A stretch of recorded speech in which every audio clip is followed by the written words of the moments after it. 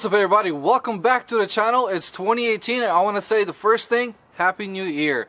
So today we're doing something else on the Mazdaspeed 3, so we're going to introduce that project a little bit later. But first I want to thank you guys for all of you that have subscribed to the channel. It's already like 750 subscribers. We hit 700 exactly on New Year's, so I'm really happy and stoked that this happened, and I appreciate every one of you that has hit that subscribe button and the notification bell. So I appreciate you guys doing that.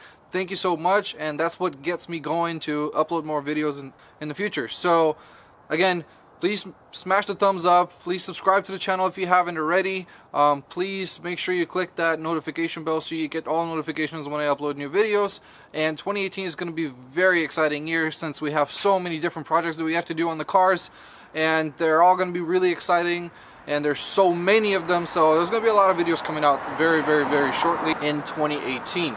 Alright guys, let's cut to the project that we're doing today on the Mazdaspeed 3. It's a very exciting project. We're putting some hood vents on the car. I've looked many places online to find some hood vents and stuff, and it was really hard to find the right type of hood vent that fits the car really nicely with the body lines of the car.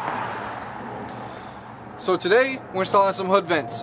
After long hours of looking where to buy hood vents and things like that, we came across Clinched. We contacted them, hey, do you guys have anything for our cars that you think is going to fit? They responded to us within 24 hours, really happy to help us out with this project, and they went ahead and sponsored this video. They said, look, we're going to sponsor your video, you know, slap those hood vents on there and it's gonna look amazing. So we're like, alright, stoked, cool. They sent us out some hood vents. I'm gonna show you guys in just a bit what they look like. But I'm really fortunate to say that Clinched has done that for us, and we appreciate you. Thank you so much, Clinched, for sponsoring this video. So I'll show you guys these hood vents in just a second. But first, I want to apologize a little bit for not uploading for a couple of days or so. I took about almost a month off from YouTube because I wanted to spend some time with the family over Christmas and New Year's and stuff. So that's what we did. That's why there was no video. So I apologize for that. And let's get started on this project. Alright boys, so these are the hood vents that Clinched has sent us. These are really nice hood vents. I think they only have 2 products on their website, so these are the bigger size ones. And these ones, when I show you guys on the car, they fit really well with the lines of the car. They are a little bit slanted in, so this is narrower than the one on top, so that's pretty cool. Also, one thing about them, they're not pre-drilled on the bottom, so you can run them just like that with nothing, so they will not be functional. But in my case, since I do live in Las Vegas, they have to be functional. That's the reason why we're putting them in. We're not putting them for ricer purposes or anything like that.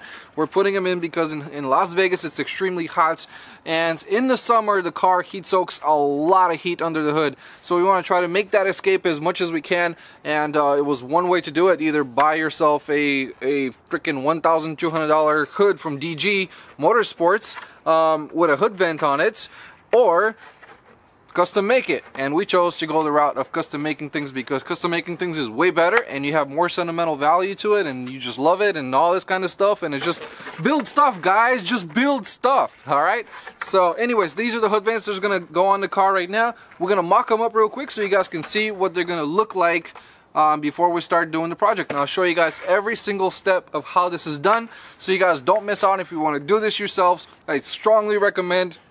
It's gonna be a lot of fun. And yeah, but we're molding these in, by the way, too. So first we're gonna mock them up. Let's go over there. So here are the hood vents already mocked up on the car. This is roughly where they're gonna sit. You guys can see right there, pretty much it goes with the line of the car right there, and also right there. So I think that's a pretty good spot for them.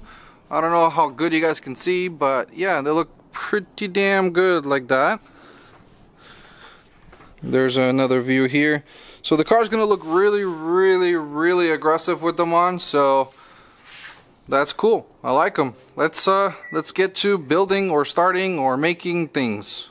Alright guys, first step to this project is going to be making these holes on the inside of the vents here.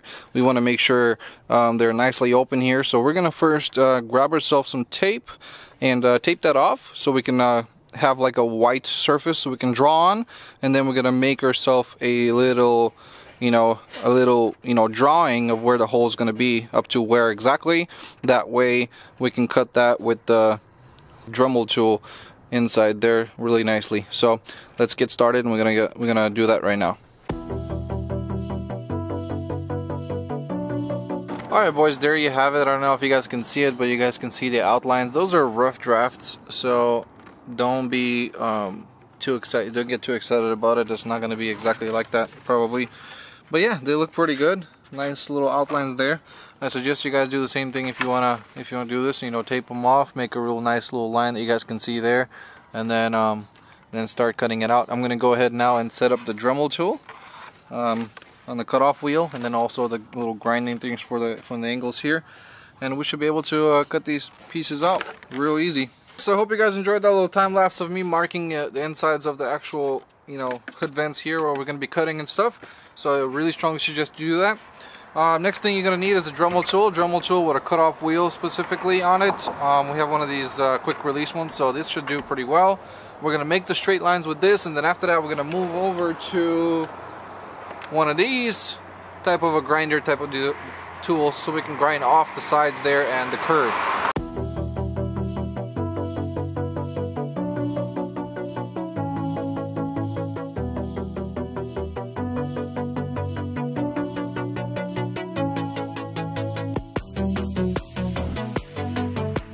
Alright boys, there you have it. Hope you guys enjoyed that little time lapse of me making this. It took forever. But yeah, they look pretty damn good. Nicely open now. They're pretty even. They're not the best thing ever, but now we're going to use some of these tools, which are basically hand filers.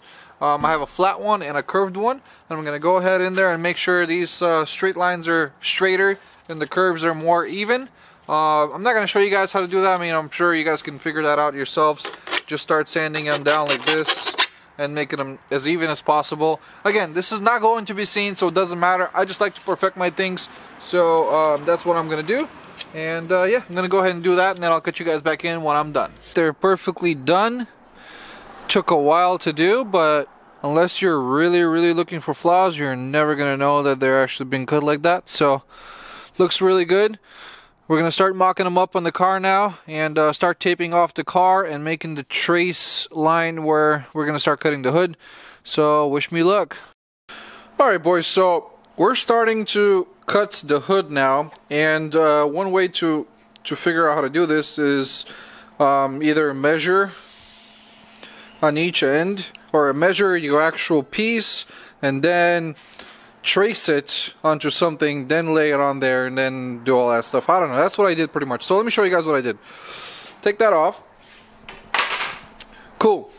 That piece of cardboard is basically the same exact size as that piece right there, which I've also traced out the inner portions of it, because you guys can see there's inner right there. So I've traced it out and I cut a hole. This hole here, it's a little bit tight, so it's smaller than it should be, which is a good thing. That's a good hole. It's a very good hole. But it's a good thing because you want to have a smaller hole to start with, because if you do go bigger and then you have to go smaller, and you're out of luck. Alright? So from that point on, we already traced it out here with a marker. Now we gotta drill the hole. And now we make a big hole and hope for the best. How we're going to do this on the opposite side, exactly identical, is we're going to flip this cardboard the other way, and then we're going to make sure we measure exactly where the hole is, or measure from, like, let's say from a corner from here to here, and then from here to here, and to figure out exactly how high up, and then we can do the same thing from here to here, and then from here to here as well, to figure out exactly the measurements so it matches the opposite side. But you can't really mess it up that much because it actually goes with the lines of the car. We are probably going to be shaving off the corners here because it looks like they're going to be sticking out here, and that's no good. So I don't know. I mean, worst case scenario, we buy a new hood.